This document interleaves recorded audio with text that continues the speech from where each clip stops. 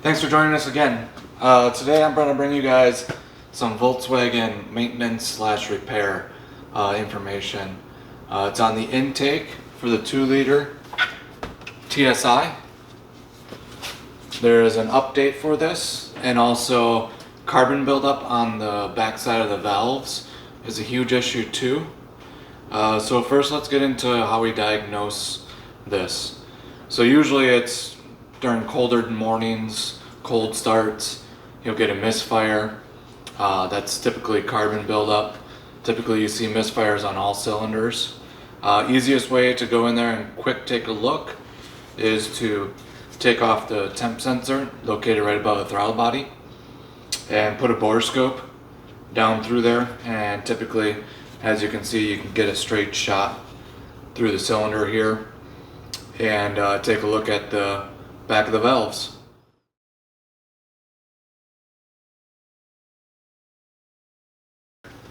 Once you get in there, you're going to want to take and scrape the buildup off first.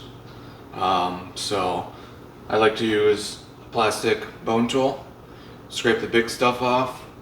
You can get in there with a pick, preferably one that's like dull, worn out, broken tip, something like that. You don't want one that's really sharp. You don't want to get super aggressive with this, especially around the valve seats and the valve stems. You don't want to scratch anything up there or maul anything. So be careful when you're using a pick. Use a dull one and be careful.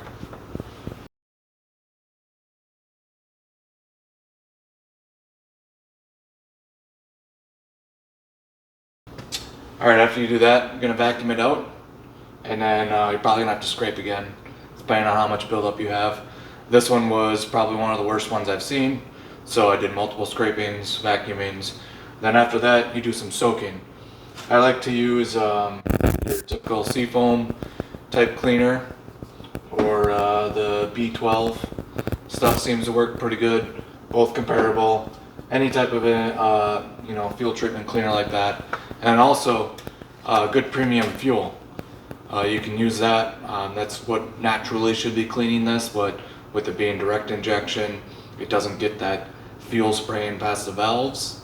So yeah, using fuel or any of the additives or the B12 cleaner works great. Soak that, and then you take in zip tied together with the ends facing out, and then I like to take and make a loop so it's kind of a balloon right there, so you can actually squeeze that balloon and open it up and close it, and you run this up and down through there all around the valves into the ports. And this actually does a pretty good job, and it's super cheap. Grab a handful of zip ties and you got a specialty tool. Along with that, your typical brass brush. One that's worn down actually works better, because then it's narrower and you can get deeper down in there. So brass brush, and also like a barrel cleaner. These work great too, to kind of get all around in there. So then after you do that, you're going to want to scrape, brush multiple times until you start getting clean. And then the kind of the finisher I like to do is actually the emery cloth. Now you do have to be careful. You don't want one that's all beaten up and chunks are falling off, and when you're doing your final cleaning, you want to make sure you clean all the bits out and flush everything out before you open up those valves and drop any debris into the engine. So be careful of that. But these actually do a really good job just taking that final finish off of the grimy varnish stuff. So also, side note, when you're doing this process, you're only going to be able to get 3 valves closed at a time. So you'll have to do 3 valves, do the whole process, rotate the crank over, and then do the last one. So, or cylinders, 3 cylinders.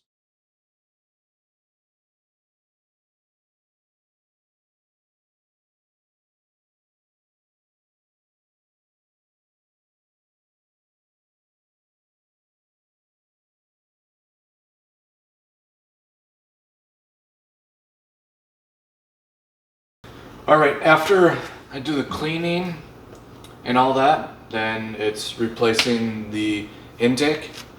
The update portion of it is mainly on the tumblers. There's better blocking all between here structure because these are known for breaking out, and then a flap not working. And also this is a metal arm now instead of this plastic component, which this actually has a tendency to pop off as well, and then you get a vacuum leak through there. There is some workaround stuff that aftermarket companies have made, but ultimately replacing the intake is the way to go. And you're gonna have to do a valve cleaning anyways. Usually it comes up around 100K. Depends on if you use premium fuel religiously and if you're driving it like a grandma, not aggressive. Every once in a while these things need some aggressive driving to clean that stuff out, and then also some good highway driving to get the temps up is a good way to keep your carbon down as well. There are some additives on the market that I'm going to be testing out to see if they hold up to what they say they hold up to on helping the injector tips and then also the valves from dirtying up. So that'll be a work in progress. That's going to take some time because I want to put a lot of miles on a vehicle that has this direct inject stuff to make sure that it's performing to its standards. So after you do that and a startup, before you do your startup, I suggest you take the spark plugs out and cycle the engine just in case there's any cleaning solvent that got down in the cylinder past the valves, etc., because you didn't have it fully seated, that you don't hydrolock the engine. So cycle it over a couple times, put some rags over the top, make sure you don't just spray the cleaner all on the engine everywhere. Then put your spark plugs in, your old spark plugs in, start it up, get a heat cycle on it, and I recommend you change the spark plugs because any debris that fell off and the cleaner and all that is going to embed into that spark plug. So replace the spark plugs after you do that heat cycle. And then also a really good thing to do is replace the crankcase vent oil separator. These things are known for busting the diaphragm. Then you get a loud whistle here, and it's a vacuum leak, and it can cause rough idle as well, more consistently than the dirty valves. The dirty valves, once your engine gets warm, unless they're really bad, they typically, misfire goes away. But this thing's responsible for separating the oil that goes back into your intake. So if you can get that separated out, then the more better it's separated out, then that's less oil particles are going into your intake that can create this carbon buildup. So it's just great to do it all at once, get everything updated, and then you'll be set to go. Alright, so let's look at the process, and here's some time lapse and some video, and let's see how it's done.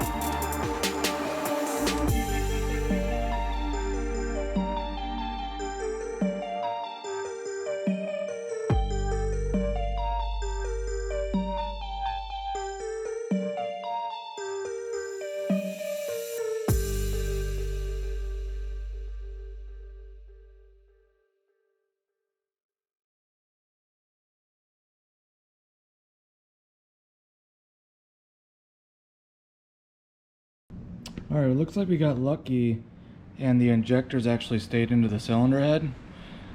This means you wouldn't have to pull them out and replace that one-time use seal that's on the end of it. But I will anyways, just because it's good practice, and then also I'll be able to show you guys that process as well. Let's look at the valves here. Probably pretty hard to see through camera wise. Let's pull that divider out.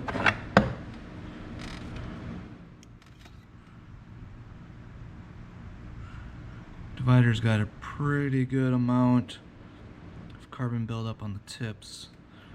It's usually a pretty strong indication.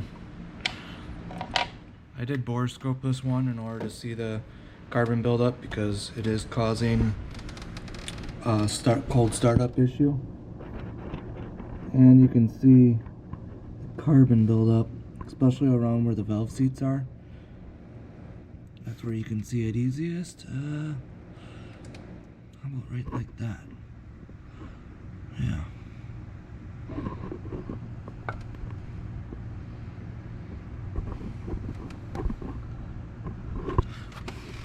Alright, so I'll start tearing this down.